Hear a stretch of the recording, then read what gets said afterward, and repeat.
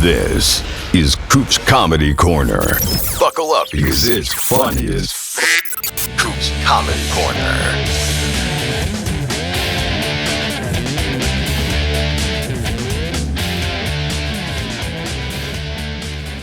Welcome to Coop's Comedy Corner. I want to give a shout out to Jimmy Corham, my producer, and Comedy Trainwreck. And, our guest today, it's funny. I was thinking it was 12 years ago when I still record Cooper Talk, but I was recording it in Burbank. And I reached out to my guest because she's such an amazing comedian. And she got back to me and she did my show. And when she got there, my second guest canceled and she did 2 hours with me. And I was looking at my website and her episode was from 2012, her first episode. It was episode 16, and now I'm at episode 1026.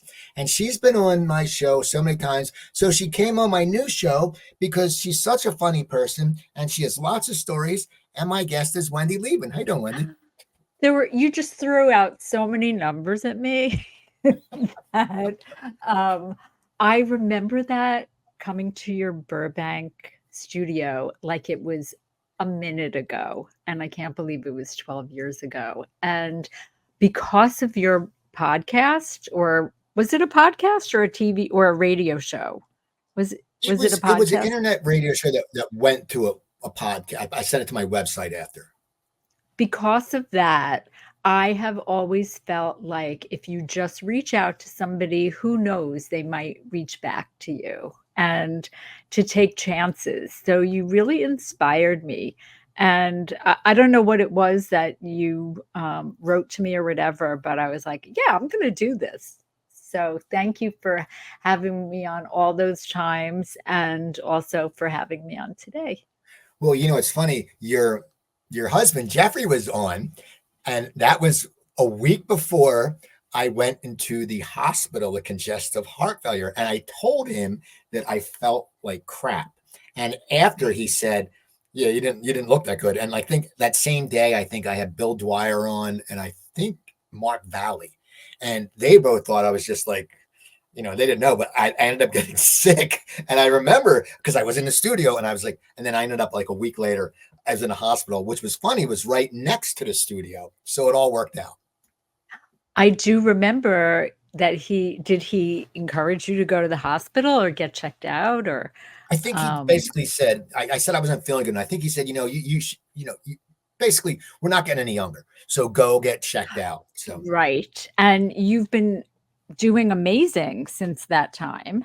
And You eat so healthfully now. I'm drinking a broccoli shake, by the way. It's broccoli, but it has chocolate in it. Dark chocolate. Dark chocolate's good. No, it's protein, chocolate protein, and a banana. I'm pretending to eat healthy. Exactly. I want to start the show. We have so much to talk about, but you on Facebook have done something that you really pulled the comedy community together. And we're talking people from, you'll get a Kathy Ladman, you'll get a Larry Ambrose, and you'll get like an open micer. You came up with this. How'd you come up with the idea where you put up every day, and you do it every day religiously, which is great. You put up a premise, and then you put up a few of your jokes, and then everyone just jumps on it. Like if you see it, I'm always like, and I always get happy when you give a like, or if someone says, I get a few people that like it, I'm like, all right, that's a good joke. But how'd you come up with the idea? And did you think people would jump on it like they have? So, okay, there's a real origin to how this evolved. I have so many books in my office, and I don't read them. I've read the titles, but I don't read the books. So I thought each day I'm going to read a page from a book and try to make a joke about it. And then one of my books is by Gene Perrett, who was like Bob Hope's writer and Phyllis Stiller's writer. And I'm friends with his daughter, Linda Perrett. Let me interrupt. One second. I remember years ago when I was starting comedy, I got the Gene Perrett roundtable. And I remember one of my jokes made it. And I was like ecstatic. I was like, holy shit, I made Gene Perrett. And I'm friends with his daughter too. But that's funny when you said that, because he was such an influential writer. And so many comics of our generation know who he was, because he was the person who was really, he was a joke writer. He wrote for everybody. And And he came to one of my shows once I was on the show with Jimmy Brogan, and afterwards his daughter wrote to me, and I guess Jimmy was, you know how Jimmy talks to the audience. So Jimmy Brogan was talking to this guy, Gene Parrott, who was a comedy writer. And I'm like, I know who that is. I had met him once before when I was on a show with Bob Hope. And I became friends with him. So he would come to a lot of my shows. And anyway, so I have one of his books, always loved him. And the book is like about comedy writing. And he would give you a premise and tell you to go write some jokes about that premise. And so I really turned that into my Facebook page prompts. So it's today's joke writing prompt. And I don't do it every day, Steve. I just want to say, like, I try to do it every day, but it's really hard to keep up because I read every answer. And like, for example, yesterday's was my mother told me not to talk to strangers, dot, dot, dot. And then some of my jokes were, so I stopped talking to my mother, or this is why I'm single, and then 200 people will pipe in. And actually, yesterday's was, they say you can sleep when you're dead. Dot, dot, And I dot. wrote, but when you're dead, can you sleep? And I wrote, that was my Oh, response. I loved that. But I see, hope, yeah. okay. No, I was going to say, Go. what's great about it is when you see it, because you know how it is, like you don't want to be known as a hack. You have to scan the list to make sure like no one else has done your joke, because no matter what people say, there is joke stealing, but there's also a lot of parallel thinking. So I always sit there Absolutely. and so when I think of something that sounds too obvious, I go, because you had one about I loved kindergarten, and I wrote, I loved kindergarten, but I despise Garden. And I said, no, Right. no one's going to be writing that. And that's the thing, because yours, and then you get some of the nuggets because you're putting it away. So then you steer everyone. But I think it's a great vehicle because it really spurs creativity and people. I mean, there's some that aren't good. I mean, that's all right. You can't help that. But everyone just does it, and it's supportive, and that's what's important. I love doing it. And people have come up to me and at parties, and even though I don't even know them or they don't even contribute, they say it's so much fun to read your page of because I leave it open, not just people I'm friends with. And I have it running simultaneously, once on my personal page and once on my professional page. So I get different answers. It's really interesting. Um, I would love to turn it into like a New Yorker type captioning contest.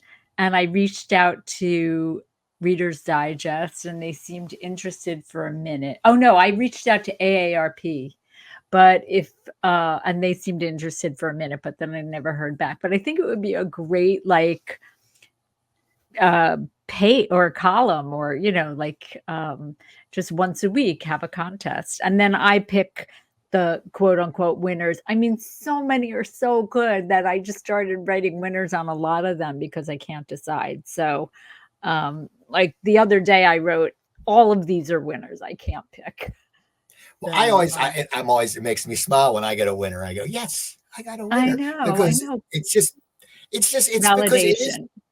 Yeah, and from you, you're the consummate pro. Now, the jokes you write though, do you use them on stage, or do you feel that too many people have already seen it? Like when you do your setup, because I know how you write and I know your delivery. Do you use any of them on stage, or are you worried that someone may have sat there and like followed you and already knows the punchline? So I'm just wondering. I will try anything on stage. I feel the ratio of people who have heard the joke before or have seen it on Facebook, it's not, there's no, it's there, it's not a problem. Like even if I tell it and they know the punchline, uh, I think I can get away with it. I mean, people have told me in general, they've seen my jokes before, they've seen my act before, but they still laugh. So I'm going with that one, Steve. Okay. Well, when did you know? Real quick, here's someone who's a big fan of yours. He did Cooper Talk, and we talked about you. Was Craig Bierko, and his Oh, mom? I love Somehow Craig. he somehow knows his mom knows your mom, but he's like, and he's saying to me, he's like, I can't believe my mom knows Wendy Lieman's mom, and she never said she knew Wendy Lieman's mom, and that's just because that's you. I mean, you have a big following. I think you have a bigger following than you know you have. Oh my God, Craig Bierko's mother and I went to summer camp. I mean, my mother and his mother went to summer camp together. And I'd always heard about her because she has like a funky nickname. It was Punky. And then just years later, my mother was taking my niece and nephew to see him on Broadway as the Music Man. And I was like, I know people who know him. And so we just became friends. And then I finally got to meet him once. But can I swear on this? Yeah. I fucking love Craig Bierko. Oh, he's great. He's the nicest guy, and it's funny because he was telling me about the strike before it even happened. He's got a good passion. He's just so talented. So I want to talk about talent. I want to ask you because we haven't talked about this for a long time. When did you know that you could write funny? Like, you got. I don't know how old you were when you got into stand up, but you went to Emerson, right? No, Oh, I was in Boston. Okay, so I went to Wellesley. Okay, so when did you decide to do stand up? And when did you find your style? Because you have a style that I've seen younger acts. They emulate you. I was working with one girl, and I thought she was sort of a jerk, and I was going to say, oh yeah, I saw it the first time when it was funny, and it was Wendy Lieman, but I didn't say that because I'm nice. But when did you start writing, and when did you find your style? Because you have anyone you talk to that knows you have a distinct style, and in comedy that's so important because you've carved a niche out. Well, I was going to be a therapist. I'm still thinking about it. And I got the mail from I probably told you this story already, but I took the mail in from the wrong apartment. And in it was a catalog for a night school. And one of the classes was acting.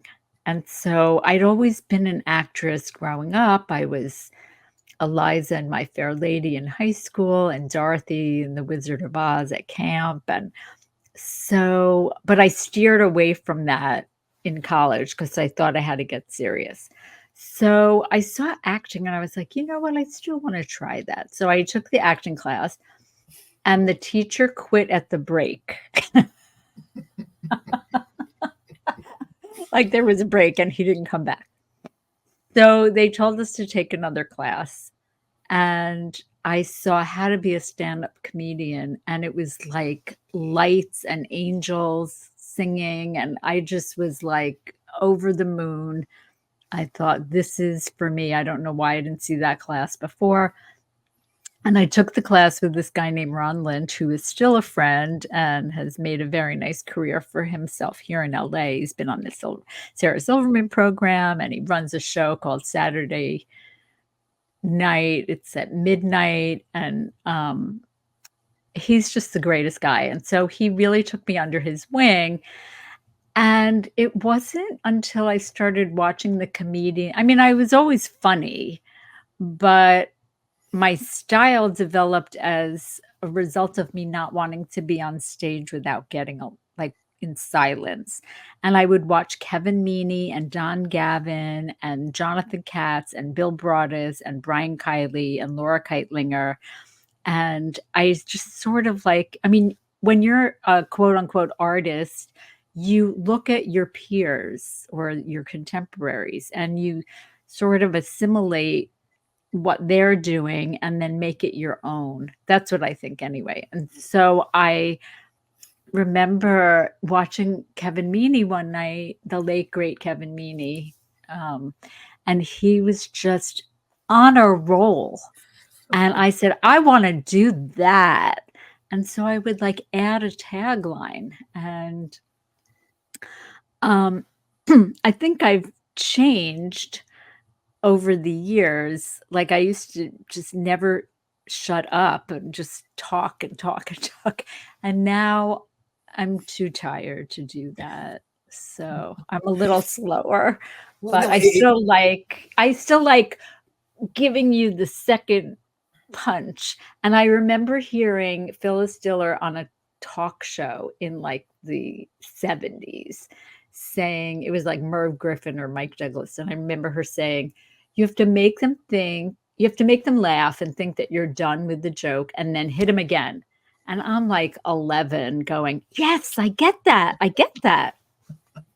but it's funny what you said about you didn't want silence, and I was the same way when I started. I would if you know I could do a 30-minute set and I could get laughs for 95% of it, but I would be depressed about that 5% where I was working with comics who were like, oh well, at least I didn't talk during my set, and I'm like, yeah, that's not the idea. They're supposed to laugh. But for you, because the thing is also, so because you do so many jokes, like you're like John Mendoza does a ton of jokes. You do a ton of jokes. How do you remember them all? And I mean, not, and that's like, because me, I don't know if it happens to you, especially when you're younger, when you're used to getting that laugh, and when one does it. And Jeff Martyr used to always make fun of me when he'd see me do this. He said, I could tell by your body language, you went, no one else could tell, but you started getting frantic because no one laughed at that one joke. Right. I mean, did that ever happen to you? But you have so many jokes. I mean, what was it like when you were starting out? Was it hard to remember them? And how did you react if you didn't get a laugh on one joke? Because you get so used to it, and your act is something where it always gets laughs. Well, now if I don't get a laugh, I just go on to the next joke. But I think what you're saying is like at the beginning, it must be really hard to live through that silence. And um, yeah, there were times that I quit just because I couldn't take it. And now I just talk through it. Um, but I did a show the other night at this new club in San Diego called the Yellow Door. It's National Lampoon, and I think they're going national. Um, and I felt like I was on stage at the beginning of my career in that the audience laughed at like it was the 80s when do you remember the 80s? Like everybody was so happy to be in a comedy club. Setups would get laughs. I Like know. you'd be doing And a setup and they'd start laughing. You're like, no, this isn't the punchline. This isn't the punchline. right, it felt like that. So yeah, that felt good. But there are times like I don't know if you did Zoom shows during the pandemic where you could no, you didn't do them. There were some Zoom shows, they were configured differently. Like sometimes you could hear the audience laugh, sometimes they had half the audience laugh, sometimes they had just the audience on mute.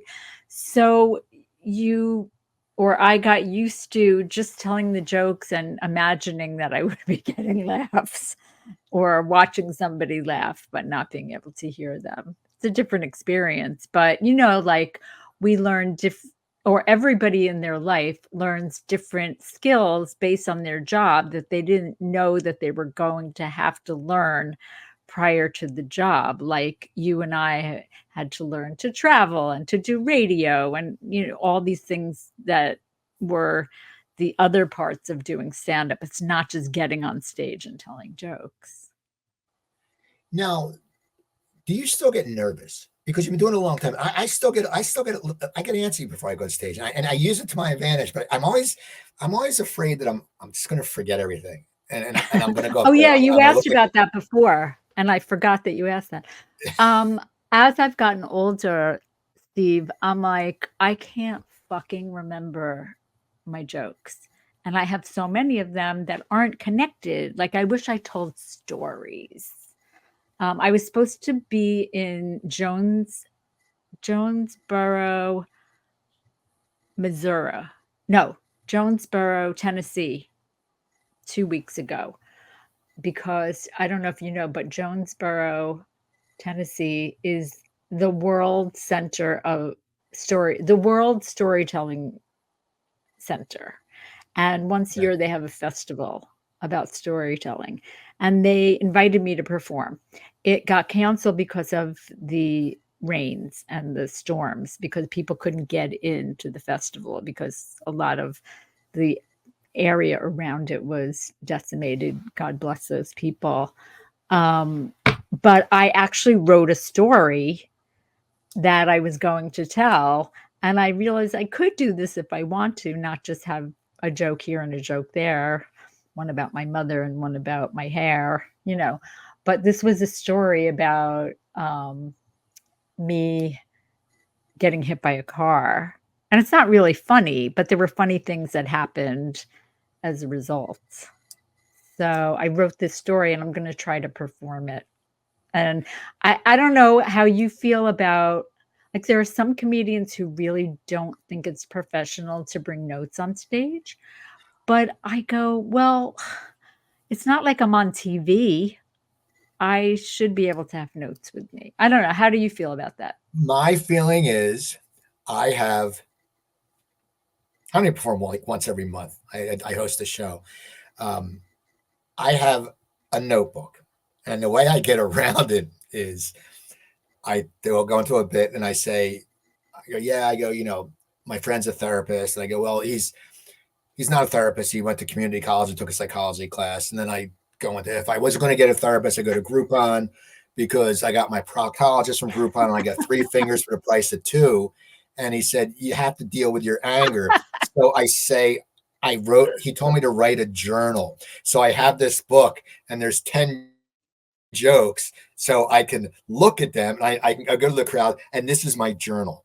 And so then I do it. My feeling is this, you know what? Like you said, you're not on TV. Okay. You've been on TV. Okay. You've been on the Tonight Show. Okay. You can do what the fuck you want.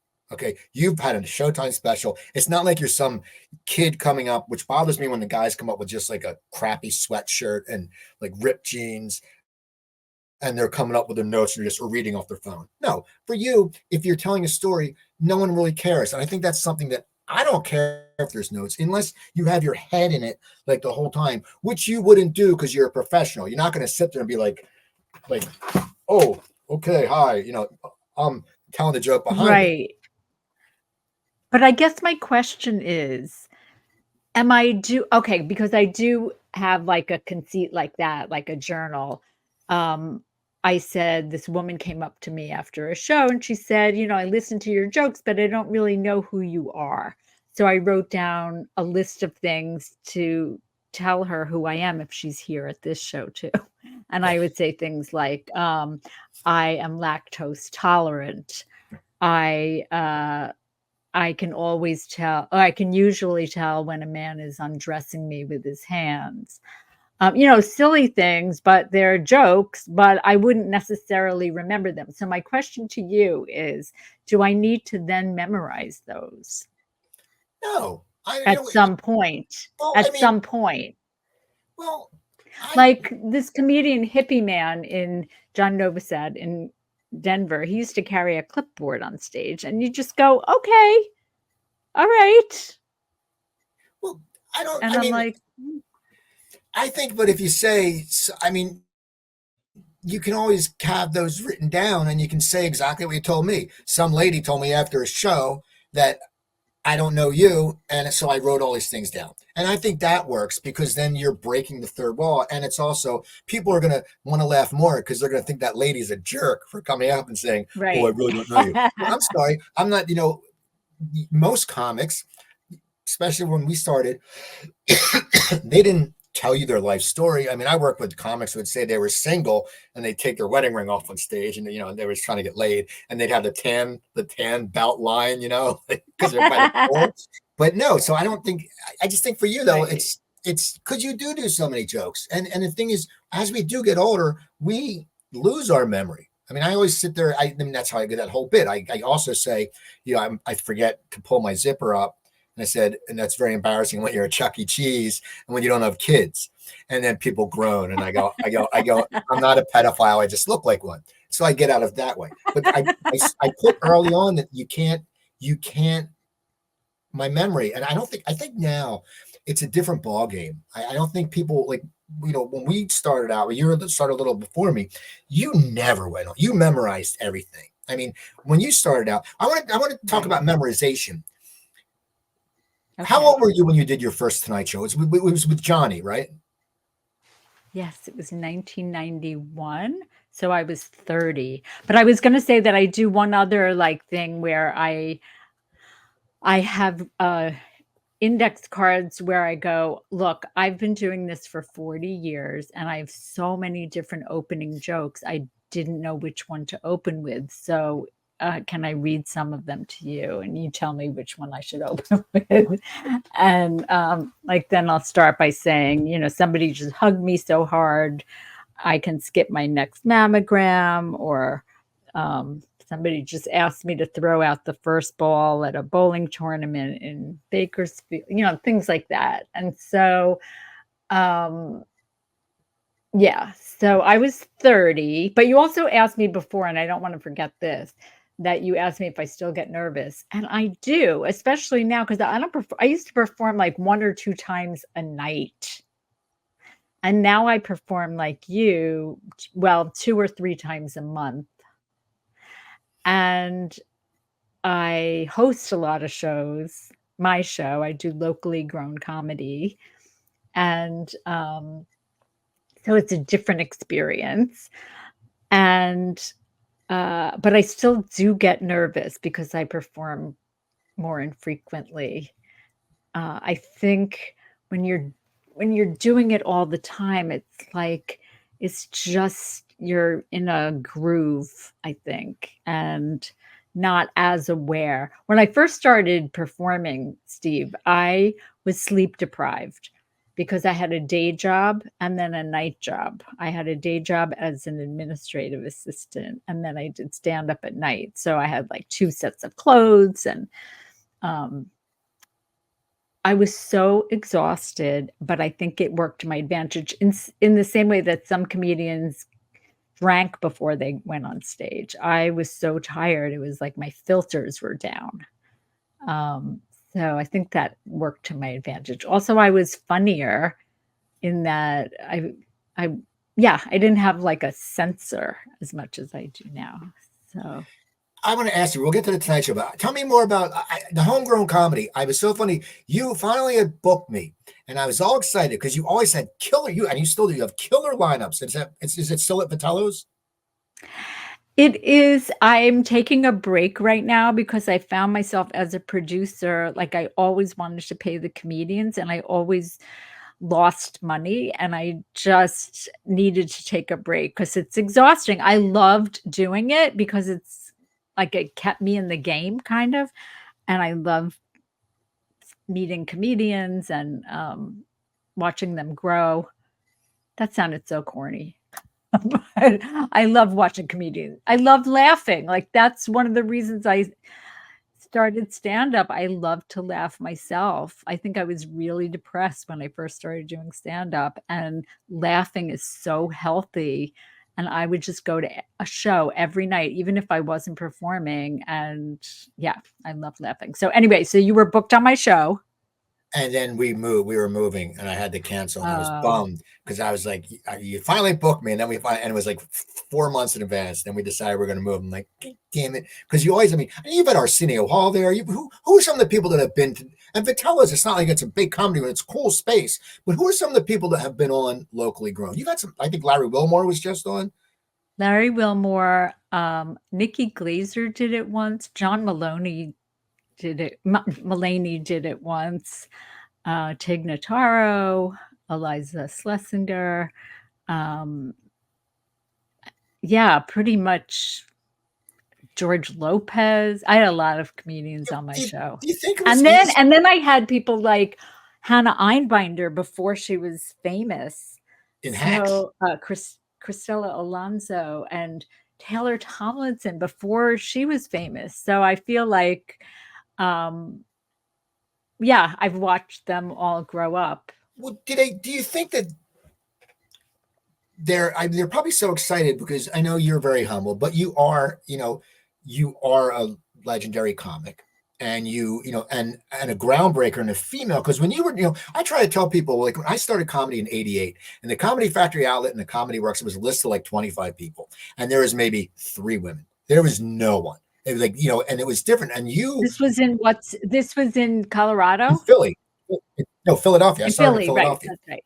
and we only had 3. Comedy And Works. so, Okay. and you were in Boston, and Boston was a very male, Lenny Clark, Dennis Leary, like the hardcore males. So I think a lot of these females, when they sit there, they look as you as a role model. I mean, do you ever think that, or are you too humble to notice that? Because it's hard to sit there and go, oh yes, I'm a role model. They look at me as mentors, but you have to think like you paved some paths for people. And before it was you, it was Elaine Boozler. Then it was you, and it was Kathy Ladman.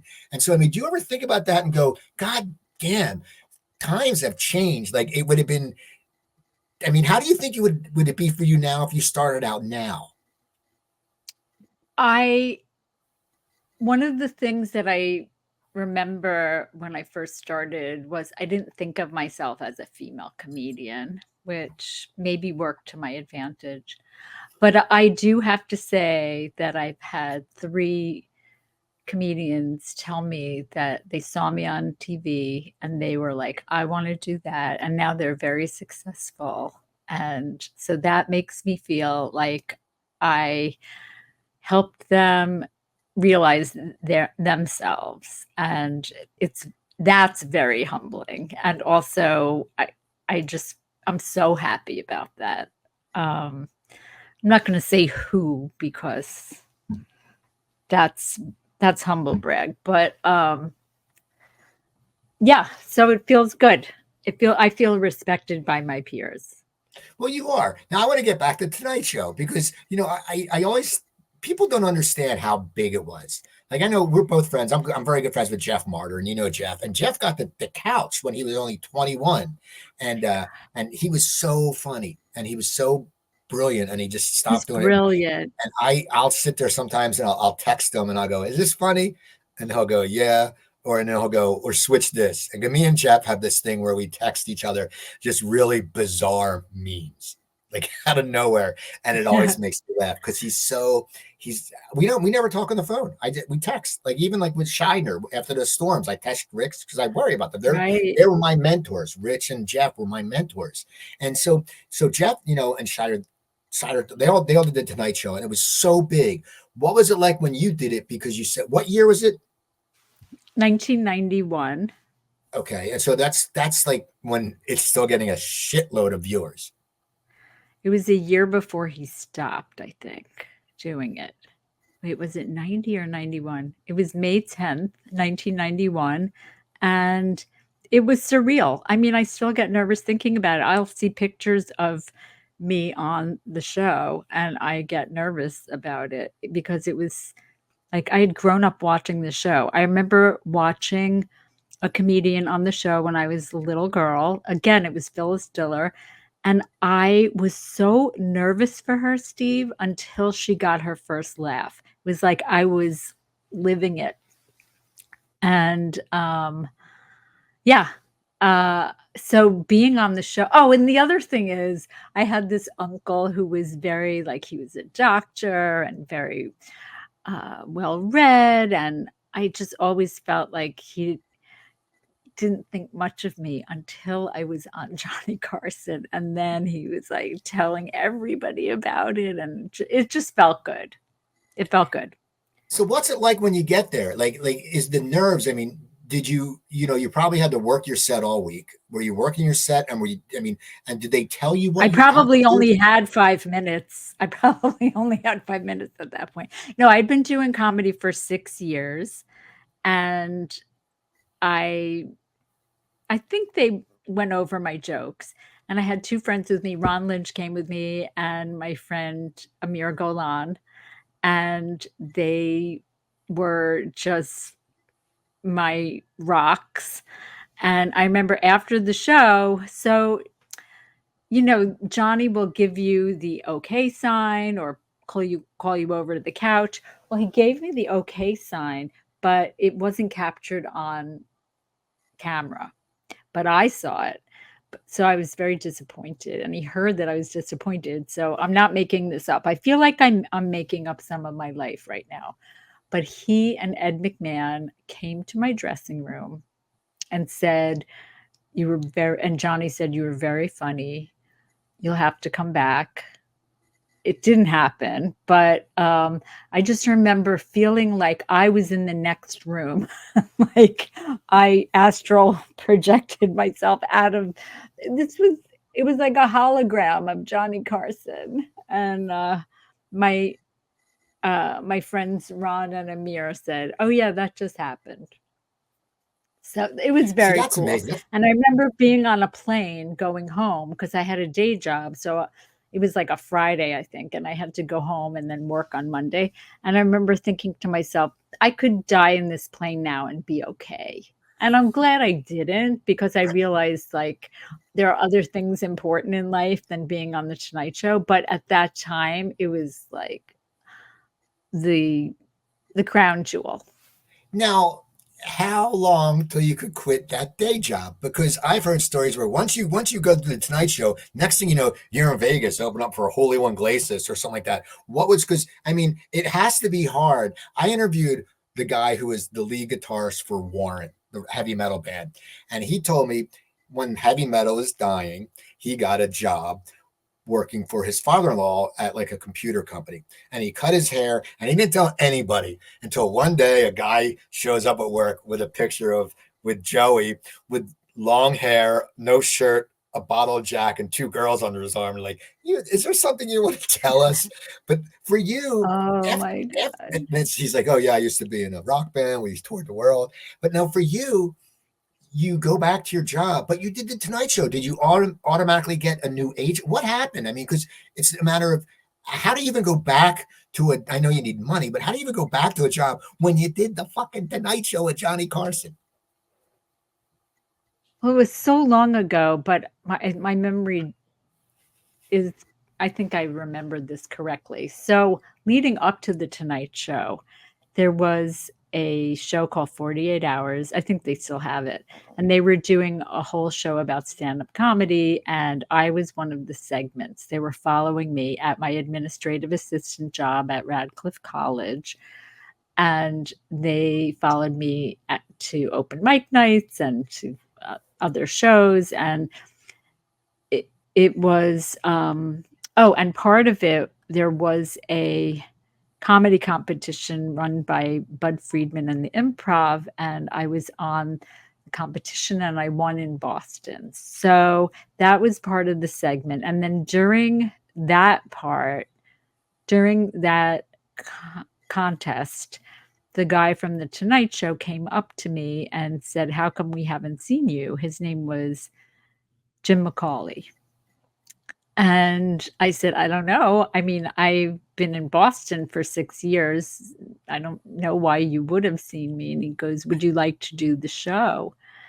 And so they caught that on 48 Hours. And so after that, I some agents courted me, and I'm still with the agent that I had then, but my agent now represents people like Dave Chappelle and Jamie Foxx and Kevin Nealon, and yeah, so that's big time. I know where I stand.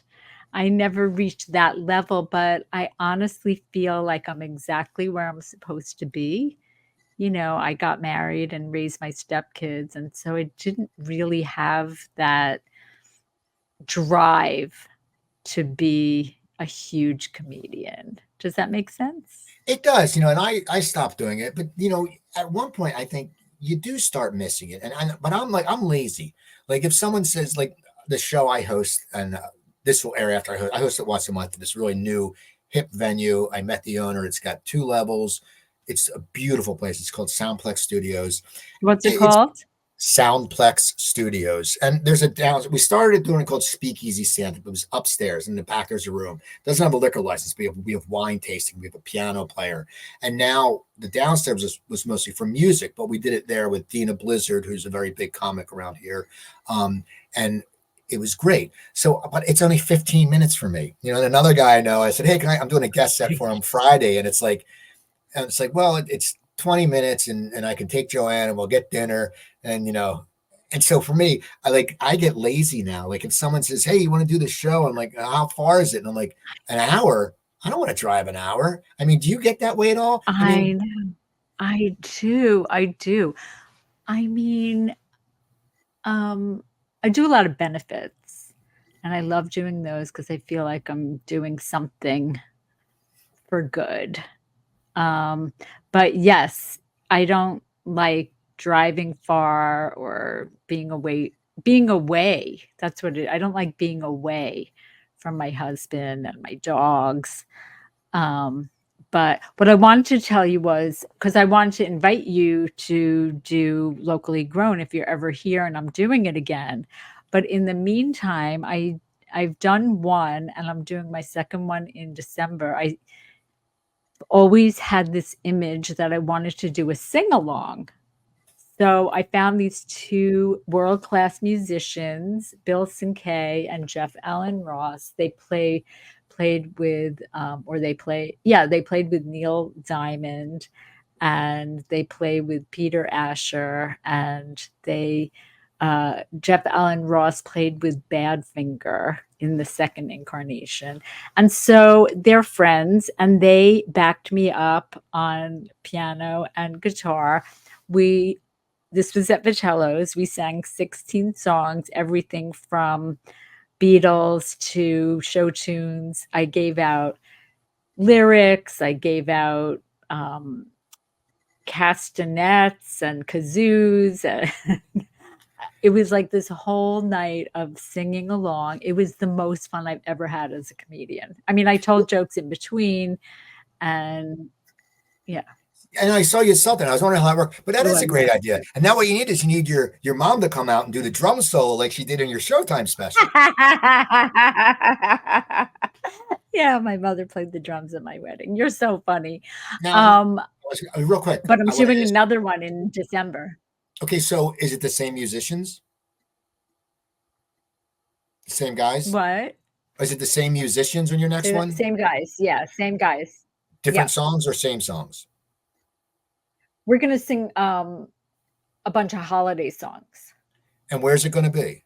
because it's gonna be at Vitello's, December 18th.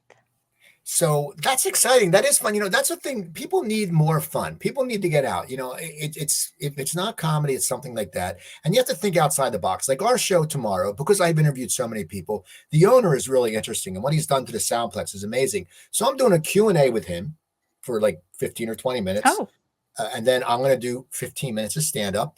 And then I have a girl, I've never seen her act, but her cousin hangs out at the Soundplex and she'll bring some people. So we're going to have her do a guest set. Then I have a guy, Coleman Green, headlining it. And before the show, I said there's a piano player and there's wine tasting. We have a guy who has a wine company. So it's something different because I think people, you get tired of the comedy clubs sometimes. But like what you're doing is there's jokes and you have fun. But now you also said before on air, you have a podcast now. Is that true? I do. We haven't launched it yet, but my friend Nancy Cohen, who is a comedy writer for shows like Sabrina the Teenage Witch and uh, not Kate and Allie, I'm blanking on the name, but she's married to a comedian that I knew from Boston, who his name was Brian Fraser. And so I've gotten to know her really well. And we're not friends, we're acquaintances. And I thought when I was thinking, like, who do I want to do a podcast with? She came to mind. And so the conceit is that it's in the middle of the night, it's really late, and it's called Who's Up with Wendy and Nancy. This is our logo. I don't know if you can see it. Who's Up Okay. with Wendy and Nancy. And we've recorded 9 and we're just about to launch it on, all the podcast platforms. So we're very excited about it. And it's just us talking But do you have topics? every Like, week. is it What are you talking about? Do you go in? No, we just chit chat. I didn't hear what How you long are just said. No, I said, how long are the They're episodes? 25 they're 25 minutes, and we started recording, we had guests, and then we realized we were more comfortable just talking to each other, and we talk about everything from like I went to see Joni Mitchell the other night at the Hollywood Bowl, and it was divine, except there were people behind me talking the whole time, and it was exhausting. Isn't that the And worst? I don't get it. It's like, don't go to a show if you're going to talk. Don't. I mean, at one point, this kid who was sitting next to me and I turned around at the same time, and we were like, "Can you please not talk?" And they were like, "Will you please not talk?" Like they were obnoxious about it. And I'm like, "I wanted to see Joni Mitchell." Anyway, Well, she was great, and she had, yeah, it was amazing. I took Despite Joanne. that. I took Joanne to see Springsteen for the first time. She had never seen Springsteen. So we're at Citizens Bank in Philly, and we're sitting there, and there's an empty seat, and there's a couple. And then this guy sits by himself, and then all of a sudden, this concert's starting, and he says, "Medical emergency." He looked like a doctor. I thought he was a doctor. He leaves, he never comes back. It turns out the guy sitting next to him was having a stroke. The guy, like one seat over. And so all of a sudden, the paramedics came in, and me being selfish, I'm like, I'm missing No Surrender. Come on. Like, but it was just, I was sitting, I'm like, and then I'm looking, and I said to Joanne, joking, I go, "I don't think he took a sip of his beer. He's not going to be drinking it." And she's like, "Don't you take it?" And I said, "Okay." But it sucks. I mean, but isn't it weird? Like that concert. Why are you going to go see Joni Mitchell if you're going to talk during it? Shut up. She's a legend. Any concert. I mean, the worst is the people who whistle. The whistlers drive me crazy. Well, two people were talking in Italian. And at one point, I turned around and I said, "What?" And he was like, "What? What do you mean?" And I said, "Oh, I thought you were talking to me," because he was so loud. And then it just kind of was exhausting listening to them say, she's not playing Court and Spark, she's not playing Blue. And it was very frustrating. But anyway, so we talk about everything from that to like COVID to voting. We talk about everything. We talk about going to sleep and ironing. Well, it's really exciting. Talking about, I'm going to talk back to comedy real quick about writing. Has your writing style changed? And did the accident affect you? Because I know you were bedridden for a while, and it was a very hard time. Did that change your writing style? Did it give you a different look? Like, I know for me, when I went through my heart things, it changed my outlook a lot. I wasn't a curmudgeon anymore. I was nice, but but I mean, it was, I was nice. I've noticed. Joanne changed me. I was a curmudgeon before her. But did that change your writing style at all, or did that change your look on life? Because I remember when you went through that. It was, and I talked to you right after that. It was a hard time in your life. What it changed was, they say the bones have to knit themselves back together. And my situation was complicated because they put the rod in incorrectly. So they had to redo it 6 months later. So it was longer than it should have been. But I felt like my friendships were knitting themselves together at the same time. So it changed me in a way that I felt loved in a way that I hadn't felt loved before. And I honestly, I was exhausted before that. I had been traveling for so many years. And so it was a necessary break for me, no pun intended. But yeah, I was hit by a car. And my writing style has changed, Steve, in really since I started doing the joke prompts. Like I try to think from every angle. Actually, my father-in-law's brother, my uncle-in-law, my father-in-law and his brother are the Sherman brothers who wrote a lot of the music for Disney. And my uncle-in-law, Richard Sherman, who just passed away recently, he said, you have to think of something and then pivot and think of something even better. And I really took that to heart. And so I try to write a joke and then say, what am I missing here? And I try to write like even better. So doing it a lot, like all the writing books say you should write every day at the same time. I don't know if that's necessary, but just letting your mind go into that space, the flow. And so by doing it in public, I feel like I have to be creative myself. And some of the jokes that I post, I had written before, but there are a lot that I just have to come up with new ones. I just read a great book called The Creative Act by Rick Rubin. And it's really interesting. It's all about creativity. And yeah, I'm recommending that. Now, do you Also still recommending Beth Lapidus's book. who? Do I still have Beth Lapidus? Oh, she did Cooper Talk back when you did it. She was on in the early days too. I reached out to her on Facebook and I said, because she does on Cabaret and she started on Cabaret. Yeah. And so she was on. It's so funny. I reached out to so many of you, and it was like, I remember I reached out to Jordan Brady, and he did it, and he goes, reach out to Scheidner. And I remember I reached out to Scheidner, and I get a call, Scheidner, and I knew him because of the New Jersey angle. And it was just amazing that I look back, like Maron did my show.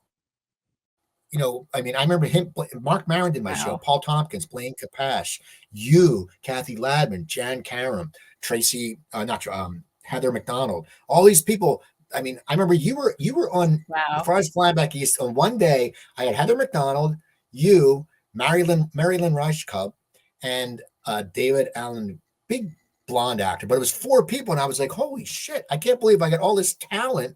And it was just, I was like, wow, and it was just amazing. But so what's coming up for you? Are you still having a lot of fun doing stand up, or would you would you want to focus more on the podcast or to sing along? Because after a while, it loses it sometimes.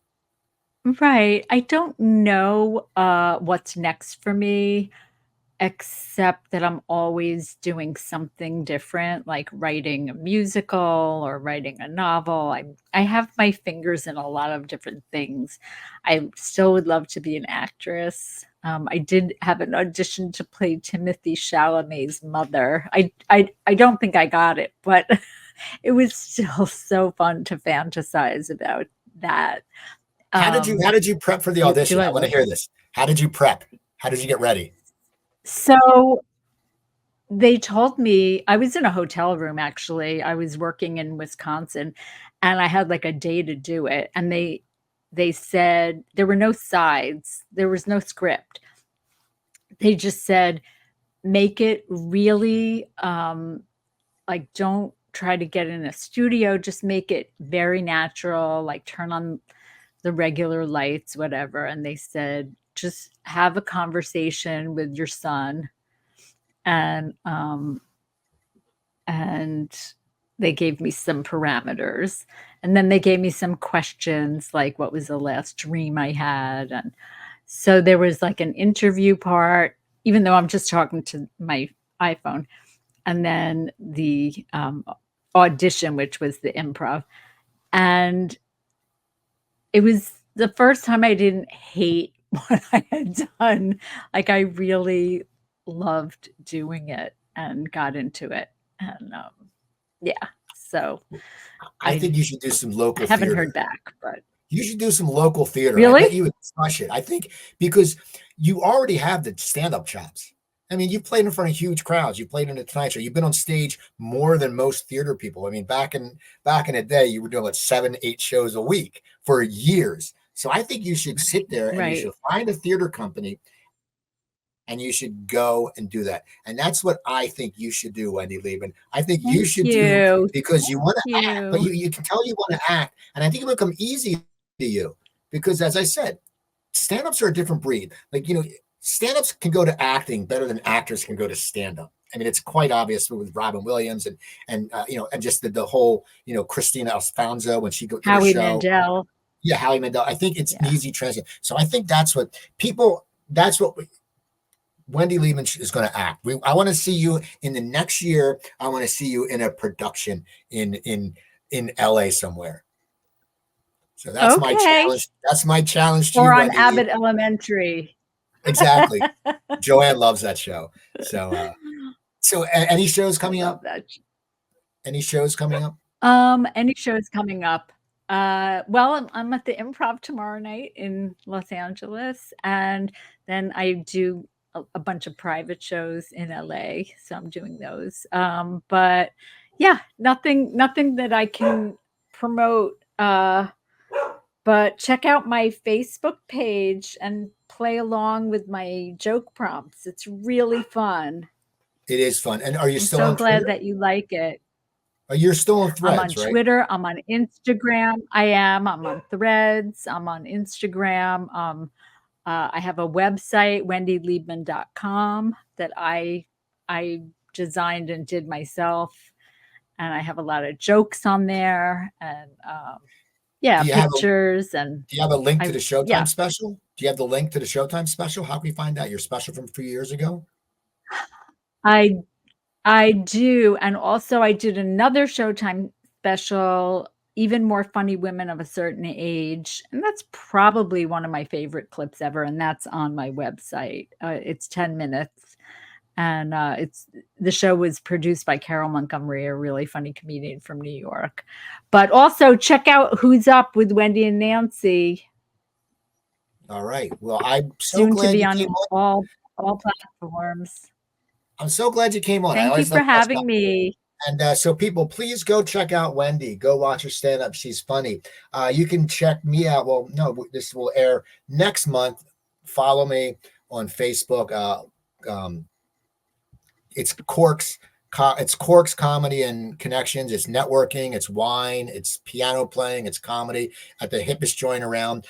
You can go to YouTube, and I have a business podcast called The Coop Tank, where I moderate 3 local business people, and we just talk about local business motivations and things like that. Also, don't forget CooperTalk.net. I just posted an episode with my good friend Paul Ben Victor, who's in that new show with Kristen Bell and Adam Brody. He plays Adam Brody's father. Paul's been in everything. So you can check out. Yeah. Paul's been around forever. Go to CooperTalk.net. There's 1,026 episodes there. And you can always email me at CooperTalk.net. And once again, I want to thank Jimmy Corhan and Comedy Trainwreck. They have so many great shows. Go follow them. Go follow them on YouTube. Go follow them on Facebook, on Twitter, all that, and watch their show and keep supporting live entertainment. And I'm Steve Cooper. And just so you know, when you watch this, I have a filter on and I look like I'm made of wax today. So anyway, you all have a wonderful, wonderful night. And thank you for watching and listening. You're the best. Coop's Comedy Corner.